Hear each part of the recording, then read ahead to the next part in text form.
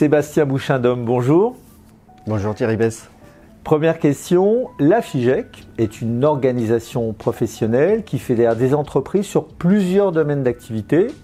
L'information sur les entreprises, la gestion de créances avec le recouvrement de créances et l'acquisition de portefeuilles de créances. Et enfin, l'enquête civile. De par ces domaines d'activité, ces entreprises sont un peu des vigies de la situation économique française. Quel est votre point de vue sur la situation actuelle ? D'abord Thierry, merci pour votre invitation. Je tiens aussi à saluer Valérie Attia, qui est présidente d'Elisfer. Elisfer est une société qui est adhérente à notre fédération depuis de très nombreuses années. Je remercie Madame Attia pour son implication au sein de notre fédération. Vous m'interrogez sur la situation économique de la France. La question n'est pas simple, puisque d'abord nous avons beaucoup d'économistes au sein de la FIGEC qui se prononcent régulièrement sur le sujet. On a un peu l'impression d'être depuis quand même maintenant quelques années en crise permanente.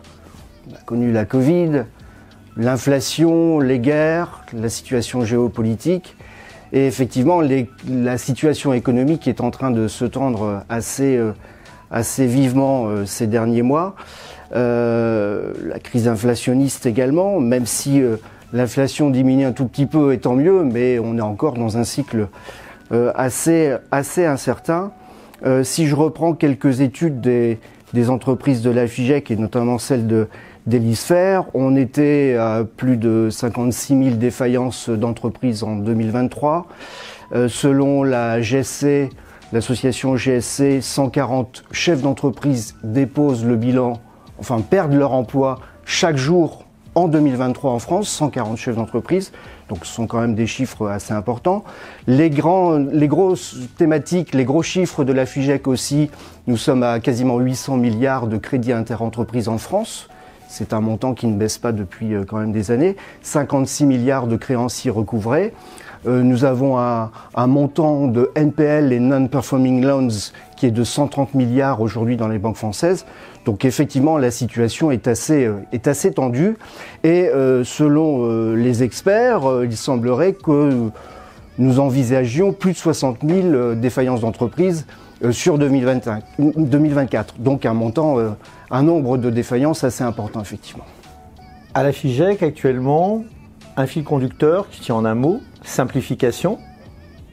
À travers ce mot, vous parlez du guichet unique des entreprises, du règlement sur les délais de paiement. Vous parlez de quoi exactement ? Alors oui, simplification, c'est un peu le leitmotiv parce qu'on a beaucoup de dossiers à la FIGEC, comme toutes les entreprises françaises d'ailleurs, comme tous les secteurs d'activité, des sujets qui viennent de l'Europe, des sujets qui sont franco-français également. Et c'est vrai que les entreprises de la FIGEC, vous avez énoncé les 3 activités tout à l'heure, mais principalement aujourd'hui nous sommes pour l'activité d'information d'entreprise, qui sont de véritables vigies sur le monde économique et qui travaillent avec des données, avec des datas concernant des entreprises et des datas financières et qui s'intéressent de très près au nouveau registre national des entreprises, le guichet unique. Et c'est vrai que ce guichet unique est mis en place officiellement depuis le 1er janvier 2024 et on se rend compte qu'on a eu beaucoup quand même et qu'on a encore quelques problématiques opérationnelles pour ce fichier. Et nous avons au sein de la FIGEC depuis de nombreuses années d'ailleurs proposé de travailler en commun avec l'administration pour être un peu bêta-testeur finalement de ce guichet unique des entreprises. Malheureusement, les choses ne se sont pas faites ainsi et on constate encore un certain nombre de bugs opérationnels sur ce fichier actuellement.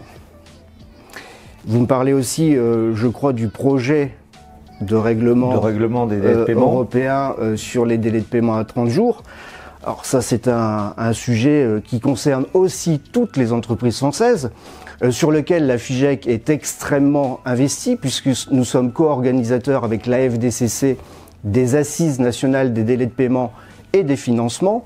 Nous accueillons il y a quelques mois le gouverneur de la Banque de France et la ministre Olivia Grégoire, et justement en pleine actualité de ce projet de règlement européen sur les délais à 30 jours. Cela pose pour les entreprises françaises beaucoup de problématiques.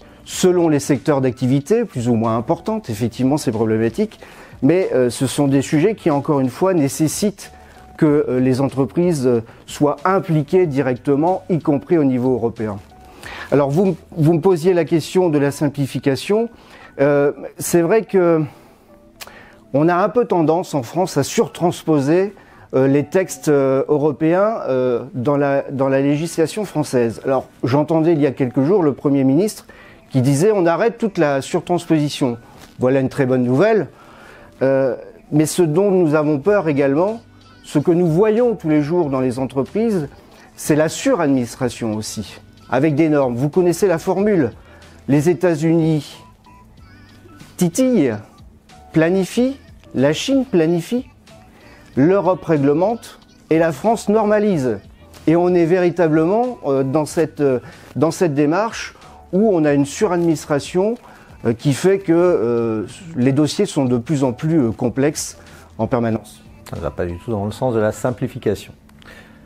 Dernière question, à la FIGEC également, toujours, la cartographie des risques est un sujet important. Pouvez-vous nous en dire plus ? Oui, effectivement, lorsque notre ADN au sein des entreprises de la FIGEC est la gestion du risque client et du risque fournisseur, évidemment, les risques sont vraiment au cœur de nos activités.